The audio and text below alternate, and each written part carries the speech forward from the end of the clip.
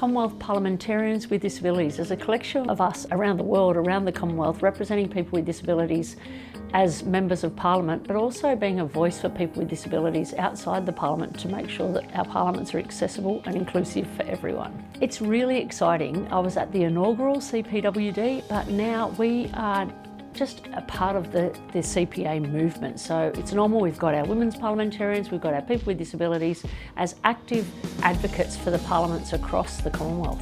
I'm really privileged to be a regional champion here in Australia. So we've got a number of members of parliaments with disabilities across Australia, and it's reaching out and connecting with them and trying to spread the word about making our parliaments as inclusive as we possibly can. These are the people's parliaments, they're here for all of us. Let's make sure we all fit in and feel welcome. Ghana was absolutely magical for me, and to connect with the other parliamentarians around the globe was really important, but also I think for us to be wheeling and walking and almost waddling amongst the other parliamentarians, we're making a statement to parliamentarians that haven't really thought about people with disabilities as Member of Parliament, that we belong in our parliaments and we deserve to have a voice, as do the people we represent and the people you represent across your communities.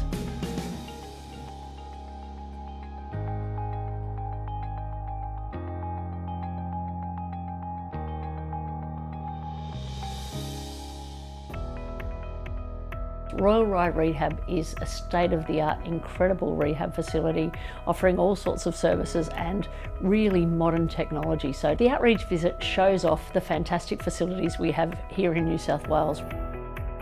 I think it's really important to see what is actually available, to really see the tip of the iceberg, incredible quality that we're offering here in New South Wales. This is life-changing for people who are injured in our state, and it really gives people the opportunity to get back into society.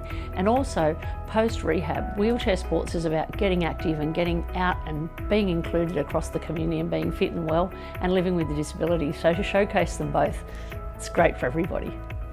Wheelchair Sports New South Wales introduced me to wheelchair basketball as a freshly injured 19-year-old with a spinal cord injury in bed, wondering what life was going to be about. And as a result of that, I've been involved in wheelchair basketball and competed at 7 Paralympics. It's given me friendships and capacity, and also given me the voice that I have now in the New South Wales Parliament.